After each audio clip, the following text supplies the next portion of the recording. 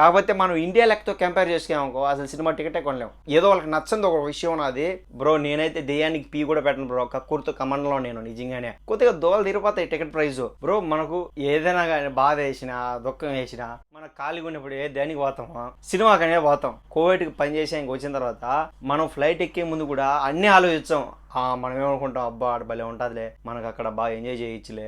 అదే విధంగా మనకు అక్కడ ఒక సినిమా థియేటర్ ఉంటాయి ఉండవా, మనసులో ఏముంటుందంటే ఆ సినిమా థియేటర్ ఉండదులే అని అనుకుంటాం. కానీ ఇక్కడ తెలుగు సినిమా, హిందీ సినిమా అన్ని సినిమాలు ఉంటాయి బ్రో. ఇక్కడ మనం ఏ టెన్షన్ పడాల్సిన అవసరం లే. కాకపోతే కొద్దిగా దోలు తీరిపోతాయి టికెట్ ప్రైస్.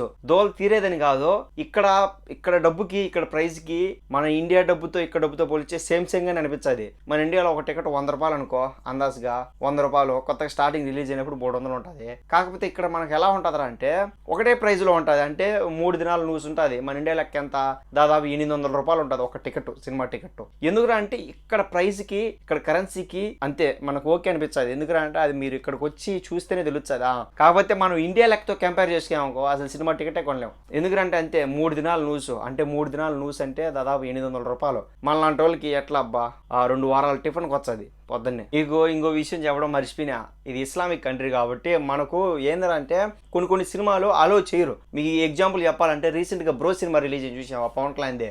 ఆ సినిమా ఏంటంటే రిలీజ్ కానీ ఎందుకంటే దానిలో కొద్దిగా ఏదో సంథింగ్ బ్రో, మొత్తానికి ఏదో వాళ్ళకి నచ్చంది ఒక విషయం ఉన్నది. ఆ సినిమాని అయితే ఇక్కడ థియేటర్ లో ఆడనేలా. ఎందుకు ఆడలేదంటే మనకు ఇప్పుడు ఏ సినిమా అయినా కానీ ఇక్కడ కోవిడ్ లో కానీ అరబ్ కంట్రీలో కానీ రిలీజ్ అయ్యే ముందు పైన అరబ్ సబ్ టైటిల్స్ ఉంటుంది, కింద ఇంగ్లీష్ సబ్ టైటిల్స్ ఉంటుంది. అంటే ఎందుకంటే కొందరు ఏంటంటే కోవిడ్లో ఆ అరబ్ సబ్ టైటిల్స్ ఆ లాంగ్వేజ్ మాట అర్థం కాకపోయినా కానీ ఆ సబ్ టైటిల్ చూసి వాళ్ళు అర్థం చేసుకుంటారు. సో ఆ విధంగా చూసి ఇబ్బంది అవుతుంది అని చెప్పి వాళ్ళ దేశం కాబట్టి మనకు ఇక్కడ ఆలోచన బ్రో. ఆ విధంగా బ్రో నేనైతే దెయ్యానికి పీ కూడా పెట్టను బ్రో, కక్కుర్తో కమండలో నేను నిజంగానే. 3 దినాలు న్యూస్. అమ్మా నాకు ఇష్టమైన పవన్ కళ్యాణ్ ఫ్యాన్ సినిమాకి కూడా బాగా ఇక్కడ 3 దినాలు న్యూస్. అంటే పోయేవాళ్ళు పోతారో ఫ్యానిజం ఉన్నోళ్ళు ఇక్కడ థియేటర్లకి, కానీ నేనైతే పాను బ్రో, నీ సెల్లో చూసుకుంటా.